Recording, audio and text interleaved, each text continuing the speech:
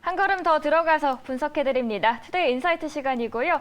오늘은 한국외대 국제지역대학원 강준영 교수 함께했습니다. 안녕하세요. 네, 안녕하세요, 교수님. 네. 새벽부터 와주셔서 너무 감사합니다. 아유, 감사합니다. 최근에 우리 시장에서 가장 화두가 되고 있는 게 이 중국과 관련된 뉴스입니다. 중국이 뒤늦게 어떻게 보면 코로나 정책을 폐기하면서 리오프닝, 여행 수요, 경제적인 측면에서는 우리나라의 수출이 좀 얼마나 잘 될지에 대한 고민들이 상당히 많은 상황인데 또 다분히 또 중국은 정책적으로 공산당 일당 체제다 보니까 정치적인 스탠스가 꼭 경제로 연결이 되는 그런 특징을 갖고 있습니다. 그래서 지금 다음 달이면 중국이 또 양회가 열리거든요. 네. 그리고 중국은 또 지방정부 양회는 이미 다 끝났어요. 그래서 어느 정도 가이드라인이 나왔을 텐데 이 가이드라인이 나온 타이밍에 약간의 노이즈가 약간 새로운 파벌 경쟁이 있다? 이런 얘기들이 나오거든요. 그러면 이게 양회에서 또 약간 우리가 예상치 못한 리스크가 노출되는 거 아니냐 이런 우려도 하는데 이게 파벌 경쟁? 이게 무슨 얘기인가요? 사실 이제 중국은 말씀하신 대로 일당 독재 국가고 당이 항상 행정부에 앞서가는 체제를 쓰고 있습니다. 그렇죠. 그러니까 작년 10월에 20차 전국 공산당 대표 대회에서 올해 행정보직을 맡게 될 사람들을 이미 다 선정을 해놓은 거예요. 그때 우리가 정치국 상무위원 7명, 그다음에 정치국 상무위원 7명을 포함한 정치국원 24명 이렇게 전체적인 흐름을 보면 이제 특징이 이건 완전히 시진핑 인맥으로 다 정리를 했다. 그래서 이제 우리가 시진핑 인맥 그래서 시자준이라는 표현을 씁니다. 시진핑의 군대 많이 들어보셨죠? 군대. 예. 시진핑 인맥 이런 건데 결국은 그 사람들이 이제 이번에 곧 열리게 되는 전국 인민대표대회를 통해서 행정보직을 배치를 받게 되는 거예요. 네. 그러니까 결국 서열 2위, 3위 뭐 이렇게 돼 있잖아요. 이제 2위가 총리를 맡게 돼 있고 3위가 전인대 상무위원장을 맡고 4위가 정치협상회의 주석을 맡다. 이게 이제 일종의 관례처럼 그렇게 돼 있단 말이죠. 그러니까 전체적인 틀에서 보면 분명히 이미 다 정리가 끝난 거예요. 다만 이제 행정보직을 받게 되면 그 각자 맡은 부분이 있을 거 아닙니까? 공무원은 공무원대로, 정치협상회의는 정치협상대로 이렇게 되면 지금 말씀하신 대로 이게 좀 뭔가 삐걱거리는 수도 있겠다. 파벌이라는 얘기가 나오니까 그런데 이 파벌은 과거와 같이 소위 최고 지도자를 견제하는 파벌이 절대 아니고 그 밑에 있는 사실 파벌도 아니죠. 소분파들입니다. 소분파? 이거는 어떻게 보면 시진핑한테 좀 안 좋게 얘기하면 충성 또는 시진핑의 정책에 맞도록 움직여야 되는 이런 경쟁에서 자연스럽게 형성이 되는 건데 이 인맥들을 자세히 좀 살펴볼 필요가 있는데 사람 이름이야 사실 우리가 자세히 알 필요는 없고 그렇죠. 결국은 시진핑이 과거 지방 행정 경험 20년에 걸친 지방 행정 경험에서 자기가 겪었던 사람들 중에 이 사람은 괜찮다 이런 사람들을 중앙에 대거 등용시킨 거거든요. 그러니까 자신의 고향인 섬서성, 쌈시라고 이제 중국어로 발음하는데 그 산서성, 섬서성에서 좀 데리고 온 사람들, 그 다음에 상해에 있을 때 데리고 온 그룹들, 이런 이제 그룹들이 자연스럽게 형성이 되는 거죠. 그리고 시진핑이 중앙당교라는 데 교장을 했었습니다. 이제 당원 교육 기구입니다. 이때 이제 같이 일했던 사람들, 이제 이런 사람들 중에 자신이 믿을 만한 사람들을 포스트에 앉힌 건데 한 가지 좀 이제 제가 이걸 보면서 주의를 해야 될 거는 정치국원 24명 중에 또는 그 밑에 이제 기반이 되는 게 중앙위원들입니다. 네. 여기에 보면 시진핑과 직접적 인맥 관계라든지 이런 게 없는데도 발탁된 사람들이 있어요. 네. 이 사람들은 말 그대로 과학기술 전문가, 환경 전문가, 우주항공 전문가 이런 사람들이 있습니다. 이거는 네네. 그야말로 전문가 그룹이에요. 네. 그래서 실제로는 다른 펑리위원하고 친한 뭐 이런 계파도 있다 그러는데 그거는 그 안에서의 소분파고 실제로 향후의 중국 경제라든지 정책을 이끌어가는 데는 이런 전문가 그룹을 우리가 좀 유의할 필요가 있다. 지금 이제 그 위엔자준이라는 중경시 서기가 어쨌든 그들의 우두머리, 소분파의 우두머리를 하고 있는데 아주 그 직접적 관계가 없지만 시진핑과 그들의 이 소위 과학기술적 재능 이런 거를 발탁해서 네. 올라온 사람들 오히려 앞으로 우리는 그런 부분에 조금 더 이 계파의 도전을 통한 권력 투쟁이 아니니까 정책 노선이나 이런 거를 짜는 데 있어서 그런 부분들을 좀 더 주목을 해야 된다 이런 말씀을 드리고 싶습니다. 네. 그렇다면 저희가 앞서서 양회 이야기가 나와서 여쭤보고 싶은 게 내년에 이제 목표치를 성장 5% 이상이 좀 유력해지고 있습니다. 이런 상황이 기대감이 2월 증시에 좀 긍정적인 영향을 미칠 거라고 보시는지. 네, 아무래도 그렇죠. 뭐 잘 아시다시피 중국이 작년에 3%대 성장, 그 이전에는 그 이전에 코로나 원년에 워낙 안 좋았기 때문에 그 기저 효과를 가지고 상당한 성장을 했잖아요. 작년에도 상당히 성장을 할 거다. 5%대는 가능할 거다라고 했는데 사실 중국이 생각한 것보다 훨씬 더 코로나, 제로 코로나 여파가 컸습니다. 그렇죠.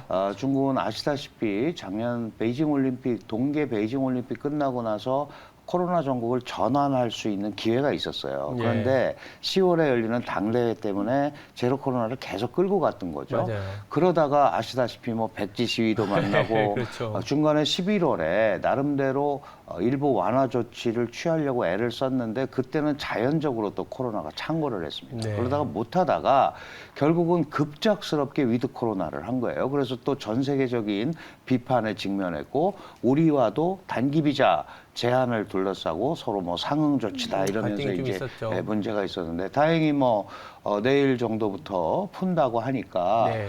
결국 지금 중국이 안고 있는 가장 큰 문제는 빨리 이 방역 경제를 정상적인 시장, 투자 이쪽 경제로 전환을 해야 되는 겁니다. 그렇게 해야 중국이 얘기하는 소위 내수 시장의 활성화가 일어나거든요. 네.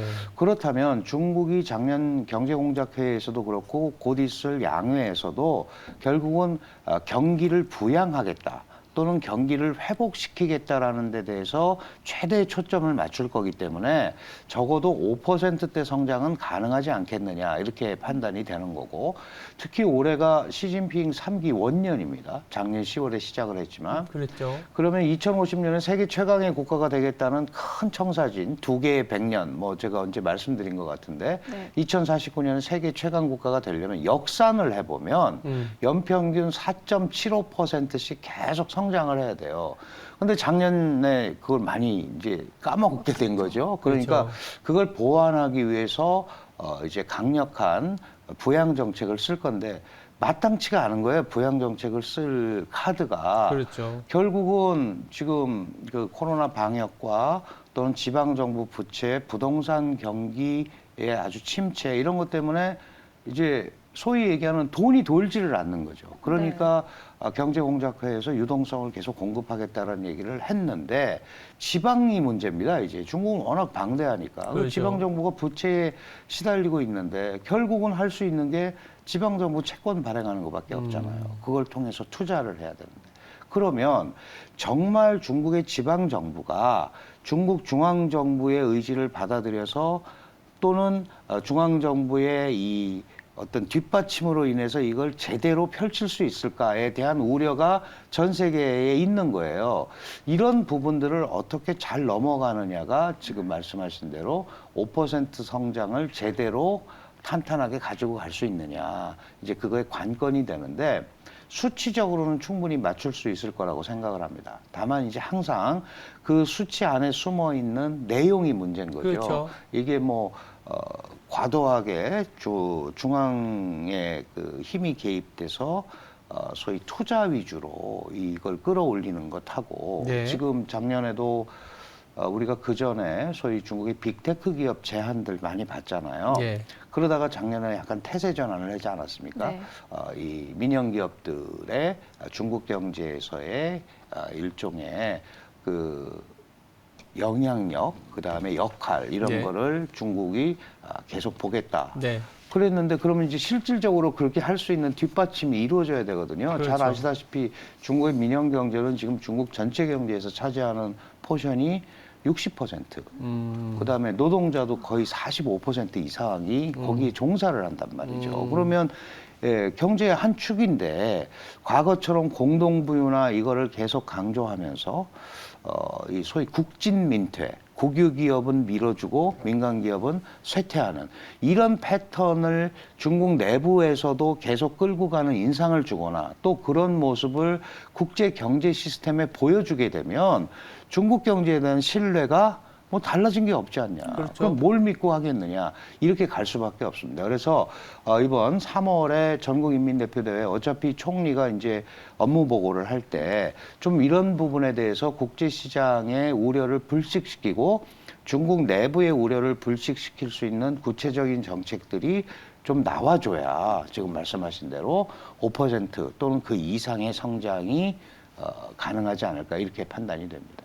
그러니까요. 그러다 보니까 결국에는 기술 쪽을 봐야 되는 거잖아요. 그렇죠. 그러니까 지방정부의 문제도 부채를 해결하기 위해서는 단기로는 부동산을 부양시키면 재산세가 들어오기 때문에 아주 단기적으로는 그런 카드를 꺼내고 싶지만 사실 그 부분은 또 바로 부채 문제로 연결될 수 맞습니다. 있는 네네. 어떤 악성 어떤 코드와 같은 거기 때문에 지금 시장에서 얘기하는 거는 기술 협력이거든요. 네. 근데 이런 타이밍이 참 공교롭게도 이제 풍선이 네, 맞습니다. 이게 좀 뭐 뉴스에는 또 뭐 강풍 때문이다라고 약간은 흐리는 얘기도 나오는데 근데 풍선으로 인한 약간의 나비 효과가 있지 않겠냐라는 갈등에 우려 섞인 시각을 보시는 분들도 있고 또 한편으로는 CATL이 또 포드하고 협력해서 기술 개발 내지는 이 어떤 교류를 하겠다라는 게 있는데 이게 어떻게 해석해야 되나요? 그 사실 미중 관계를 자세히 보시면 그 미국의 기업들은 훨씬 더 정부의 의사와 조금은 떨어져 있습니다. 왜 그러냐면 결국 기업의 가장 큰 특징은 이익이 있는 곳에 그렇죠. 투자를 하는 거잖아요. 근데 이 미중 관계라는 게 잘 아시다시피 지금 뭐 풍선을 비롯해서 이 첨단 과학기술 분야에 대해서 계속 갈등을 하고 있고 물론 이제 핵심 문제는 그거죠. 미국이 볼 때는 중국이 계속해서 미국의 원천 기술들을 훔쳐갔고 그 이후의 기술들도 해킹이라든가 비정상적인 방법을 통해서 자신들의 소위 발전 여기에 써먹을 뿐만 아니라 그걸 갖고 제조한 물품들을 국제시장에 비정상적인 방법으로 예를 들면 환율이라든지 그렇죠. 비관세 장벽이라든지 이런 걸 이용해서 내놔서 국제 질서도 흐리고 미국 경제도 문제가 생기게 했다. 이게 이제 트럼프의 논조였고 기본적으로 그래서 그 돈을 가지고 국방력에 투자를 해서 미국을 압박한다. 그러니까 이거를 역산을 해보면 결국 무역에서부터 건드려야겠다. 이게 이제 무역 분쟁이 그렇죠. 시작이 됐던 겁니다. 바이든은 이거보다 더 훨씬 세죠. 네. 민주 가치 이런 걸 들고 나오면서 동맹과 함께 이제 이런 표현을 써서 갔단 말이죠.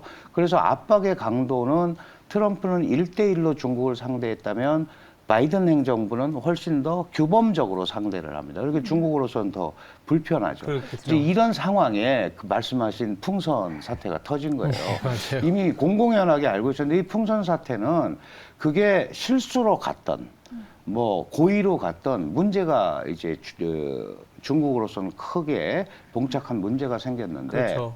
이게 이제 격추를 시키고 잔해를 수거해 보니까 기상 관측 장비라고 그랬는데 기상 관측 장비에서 쓰는 기계들이 탑재되어 있는 게 아니더라. 그렇다면 결국 정찰한 게 아니냐. 결국 이 부분이 미국의 어떤 파장을 불러일으켰냐 하면 봐라. 중국이 원래 이런 나라다. 그래서 사실은 공화당이 미국에 대해서 더 강성이잖아요. 이 하원 의장도 그렇고 이 민주당까지도 돌아서게 이제는, 되는. 그래서 지금 상황을 보면 민주당과 공화당이 한 몸이 돼서 중국을 압박하는. 그리고 며칠 전에 그 하원 소위원회 2개가 열렸는데 여기서 무려 17개의 대중 제재 법안을 상정을 했단 말이죠. 그러면 이제 중국 압박을 계속 하겠다는 겁니다. 근데 이런 와중에도 포드는 네. 전기차 시장을 나가려고 하니 테슬라가 지금 뭐 미국 전기차 시장 65% 이상을 장악을 하고 있는데 배터리를 중국제가 싸단 말이죠. 방식이 다릅니다. 한국 배터리하고 중국 배터리하고. LFP, 뭐 그렇죠. NCM 이렇게 해서 네. 그 중국 배터리도 발전을 시키면 가격을 다운시켜서 경쟁이 가능하지 않을까. 그래서 사실은 포드가 이제 투자를 한 거예요. 예. 이런 현상들은 많이 일어나고 있습니다. 지금 이 포드 전기차 배터리 문제만 있는 게 아니고 다양한 분야에서 중국에 있는 제품과 중국의 공급망이 여전히 유효하다고 생각하는 많은 미국 기업들이 여전히 중국에 대한 투자를 하고 있다. 네. 그 부분은 계속 일어나고 있기 때문에 저는 개인적으로 물론 뭐 국가 대 국가 전략적인 문제가 많이 있지만 기업은 또 기업대로 글로벌 경쟁 환경에서 살아남아야 된단 말이죠. 그리고 중국도 그걸 원하고 있습니다. 지금 이렇게 꽉 막혀 있다가는 중국에 계속 FDI가 들어와야 외국 기업이 들어와야 중국 내부에서 해결하지 못하는 1,000만 명 이상의 매년 대졸자들의 취업이 해결이 된단 말이죠. 그렇죠. 이 취업이 해결이 되지 않으면 중국의 내수 경기가 돌아갈 리가 없잖아요. 그래서 이런 부분 때문에 중국과 미국이 겉으로는 각을 세우고 있지만 양국 모두 이 경제 발전을 위해서는 사실은 내부적으로 이런 일반적인 소위 경제 교류는 오히려 더 강화될 가능성이 있다는 점에 우리가 좀 주목을 할 필요가 있다. 그런 생각이 듭니다. 민간 협력을 통한 양국은 또 실리를 챙겨야 그렇습니다. 되니까 네. 정치적인 갈등의 날선 대립은 또 하고 민간의 협력은 또 하는 뭐 그런 뭐 투트랙을 갖고 가지 않겠냐 네. 이런 생각이 기본적으로는 드네요. 그렇게 볼 수밖에 없을 것 같습니다. 그래서 네. 저는 이 둘을 보면 항상 뭔가 비밀 커플 같다라는 생각이 했거든요. 앞에서는 아니다 하지만 뒤에서는 손잡고 있고. 그래요? 네, 그런 비유를 한번 해봤습니다. 네. 그리고 이제 중국 이야기를 넘어서 한국까지도 좀 영향을 살펴봐야 될 것 같습니다. 네. 국내 영향을 포함해서 이번 중국의 리오프닝이 얼마나 한국에는 영향을 미칠 거라고 보실까요? 일단 중국 시장이 다시 리오프닝을 했다라는 거는 우리한테 물론 이제 위협도 있고 기회도 있겠죠. 그러나 그렇겠죠. 지난 과거 3년의 코로나 팬데믹 상황을 생각해 보면 기회 요인이 더 많을 수 있다라는 긍정적인 생각을 일단 할 수 있습니다.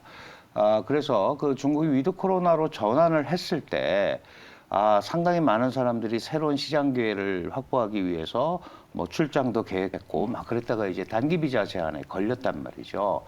그런데 이제 푼대니까 어쨌든 어떤 형태로든 간에 중국과 새로운 협력 기회를 찾아야 되는데 지금 계속 뭐 얘기가 나오고 있지만 우리가 작년에 8개월 연속 대중무역 적자 그리고 올해도 그게 이어지고 있고 사실 우리 경제도 굉장히 어렵죠. 근데 중국이라는 거대 시장이 있는데 사실은 실용적으로 이 중국과의 교류를 경제적인 측면에서 꼭 뭐 첨단 이런 것만 있는 건 아니거든요. 그렇죠. 이런 거를 어떻게 활성화시키고 특히 지금 여러 가지 곤란을 겪고 있는 지방 정부들 중국에 이 지방 정부들과의 실질적인 협력과 교류의 틀이 있는지 이런 거를 좀 찾아볼 필요가 있습니다. 중국에 보통 우리가 31개 성시가 있다고 하는데 작년 경제공작회의 그리고 지금 앵커께서 말씀하셨지만 이제 지방양회에서 상당히 많은 자신 지방들의 경제 방향성, 발전 정책이 발표가 됐거든요. 네, 주로 맞아요. 보면은 이 방역 경제에서 이제 소비 경제로의 전환을 전부 캐치프레이즈로 내걸고 있고 결국 이 중국 경제가 지방에서 발전하지 않으면 중앙에서 다 끌고 갈 수가 없거든요. 그러니까 큰 틀에서 무슨 주식 이런 거는 그렇게 접근할 수 있지만 네. 이제 기업들이나 이런 부분은 지방 경제 부분과의 어떤 협력, 교류 이런 거를 조금 더 살펴볼 필요가 있고 중국 경제가 회복이 된다는 것은 한국의 대중 수출이라는 게 80% 정도가 중간재란 말이죠. 그러면 이제 중국 경제가 활성화되면 한국의 대중 경제도 좋아지는 그런 선순환 구조에 있기는 합니다. 그런데 네. 이제 상당히 많은 부분들이 한중 경제가 이미 경쟁 구도에 도입한 게 많아요. 네. 그러면 마찬가지죠. 뭐 경쟁에서 살아남으려면 기술력을 가지고 이기는 수밖에 없단 말이죠. 결국 네. 그런 구조를 유지하면서 한중 간에 그 소위 신산업 협력 이런 부분도 우리가 조금 더 이 지방정부 중심으로 적극적으로 찾아봐야 되는 그런 단계다. 이렇게 말씀을 드리고 싶습니다. 타 방송에서 또 나오신 걸 봤는데요. 중국이 한국인 비자 발급 중단한 진짜 이유가 있다고 하던데. 네, 그거는 뭐 기분이 나빴던 거죠. 예, 그러니까 아주 간단하게 얘기하면 한국이 그동안 계속해서 이 대미 경사, 중국이 원하지 않는 대미 경사를 했고, 그래서 사실 비자 발급 중단한 나라가 2개예요. 이제 상응 조치라고 하면서 우리가 먼저 했기 때문에 한국한테 한 거고요. 일본은 할 거라고 그랬는데 했어요. 맞아요. 그렇죠. 예, 그런 거 보면 이게 역시 중국이 우려하는 한미일 삼각 협력 구도가 강화되는 데 대한 우려를 미리 이런 식으로 표명을 한 거고, 앞으로도 이런 게 나오면 이런 식으로 갈 수밖에 없다라는 거를 얘기를 하는 거죠. 지금 중국의 외교 라인이 강성 라인입니다. 네. 예, 왕이 친강 라인이 소위 우리가 많이 알고 있는 늑대 전사 외교, 전랑 외교를 선봉해서 했던 사람들이라서 네. 표면적으로는 지금 미국에 대한 유화적 제스처, 그다음에 주변 국가의 안정적인 관계를 가지고 가기 위한 유화적 제스처를 쓸 수 있지만 기본적으로는 밀리지 않겠다라는 생각을 갖고 있기 때문에 그런 면에서 중국의 가장 좋은 대상은 한국과 대만이다. 그래서 앞으로도 이런 거는 우리가 이 리스크 관리를 항상 하면서 가야 되는 그런 상황이라고 말씀드리고 싶네요. 네. 오늘도 중국 관련해서 많은 이야기 해주셨는데요. 정말 쏙쏙 잘 이해가 되는 시간이 되었습니다. 지금까지 투데이 인사이트 시간이었고요. 오늘 한국외대 국제지역대학원 강준영 교수 모셨습니다. 말씀 감사합니다. 네, 감사합니다. 고맙습니다.